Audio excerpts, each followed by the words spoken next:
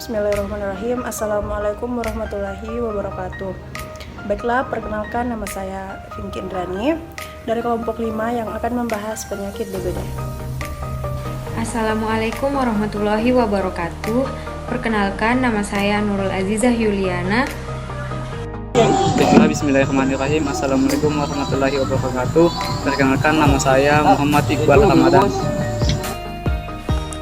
Assalamualaikum warahmatullahi wabarakatuh. Kami dari kelompok 5 akan membahas materi epidemiologi penyakit menular, yaitu penyakit demam berdarah dengue atau DBD. Adapun anggota kelompok kami yaitu Nurul Azizah Yuliana, saya sendiri, Muhammad Iqbal Ramadan, dan Finky Indriani. Langsung saja masuk kepada materi. Apa itu DBD? Penyakit DBD adalah suatu penyakit menular yang disebabkan oleh virus dengue dan ditularkan oleh nyamuk Aedes aegypti yang dapat menyerang semua umur, terutama anak-anak. Demam berdarah dengue atau DBD atau dengue hemorrhagic fever atau DHF adalah suatu penyakit yang disebabkan oleh virus dengue famili Flaviviridae. Dengan genusnya adalah Flavivirus. Virus mempunyai 4 serotipe yang dikenal dengan DEN1, DEN2, DEN3, dan DEN4. Selama ini secara klinik mempunyai tingkatan manifestasi yang berbeda tergantung dari serotipe virus dengue. Morbiditas penyakit DBD menyebar di negara-negara tropis dan subtropis. Di setiap negara, penyakit DBD mempunyai manifestasi klinik yang berbeda. Di Indonesia, demam berdarah pertama kali ditemukan di kota Surabaya pada tahun 1968, di mana sebanyak 58 orang terinfeksi dan 24 diantaranya meninggal dunia. Angka kematian atau angka 41,3%. Dan sejak saat itu penyakit ini menyebar luas ke seluruh Indonesia. Selanjutnya, sebaran data epidemiologi. Informasi dari Kementerian Kesehatan Republik Indonesia. Saat ini, kasus DBD tersebar di 472 kabupaten atau kota di 34 provinsi. Kematian akibat DBD terjadi di 219 kabupaten kota. Kasus DBD sampai dengan minggu ke-49 sebanyak 95.893.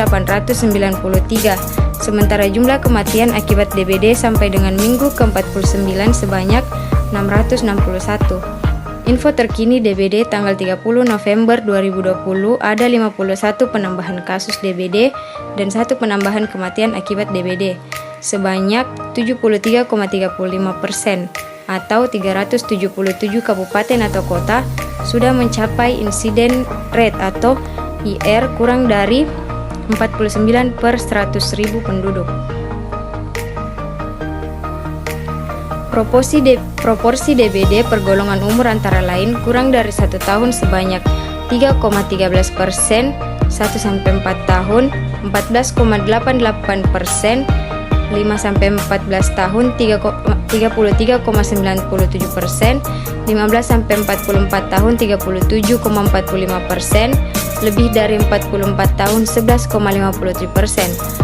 Adapun proporsi kematian DBD per golongan umur antara lain kurang dari 1 tahun 10,32%, 1-4 tahun 28,57%, 5-14 tahun 34,13%, 15-44 tahun 15,87%, lebih dari 40 tahun 11,11%.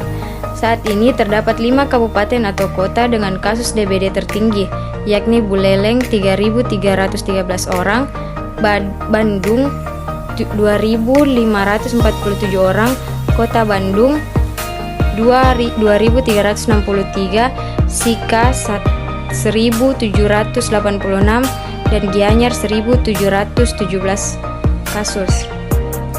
Di Indonesia, DBD menyerang laki-laki sebanyak 53,11% dan perempuan sebanyak 46,89%. Mungkin itu dari saya. Baiklah, terima kasih atas kesempatannya. Saya akan melanjutkan materi yang disampaikan sebelumnya oleh rekan saya Nurul Azizah Yuliana. Selanjutnya gejala klinis. Adapun gejala klinis yang diderita oleh penderita penyakit demam berdarah yaitu bersifat ringan dan muncul 4-7 hari sejak gigitan nyamuk dan dapat berlangsung selama 10 hari. Gejala biasanya menyerupai penyakit flu dan bisa saja berkembang menjadi semakin parah jika telah ditangani.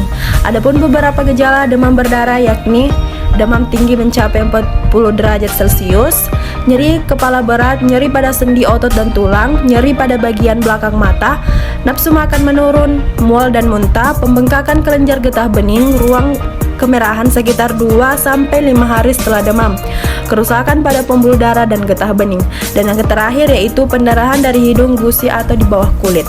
Adapun cara penularan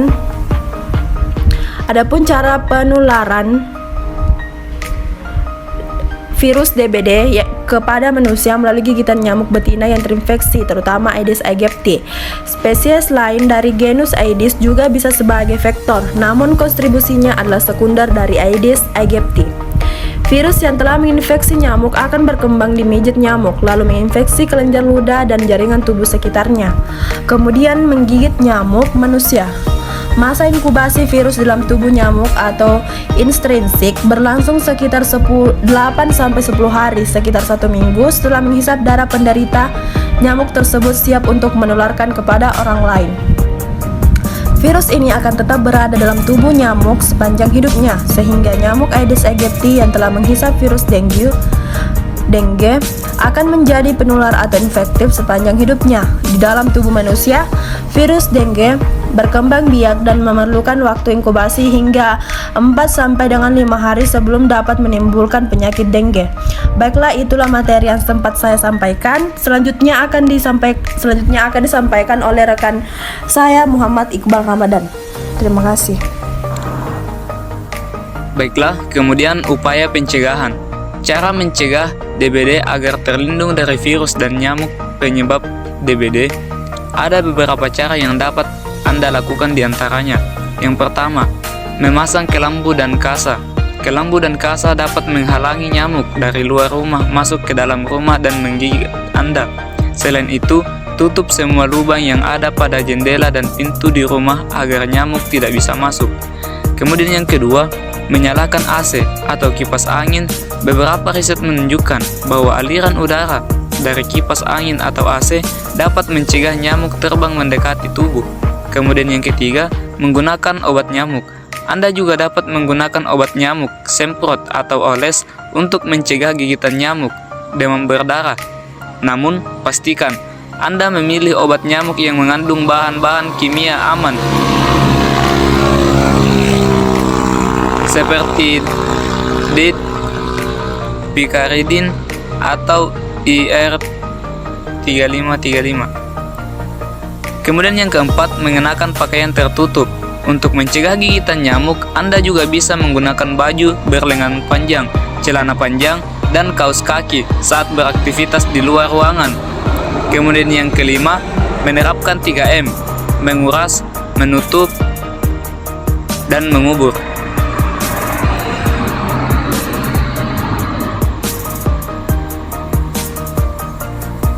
Adapun sumbernya yaitu Kemenkes RI 2021, https www.halodoc.com. Baiklah, itulah yang bisa saya sampaikan. Sekian dan terima kasih. Wabillahi taufiq wal hidayah. Assalamualaikum warahmatullahi wabarakatuh.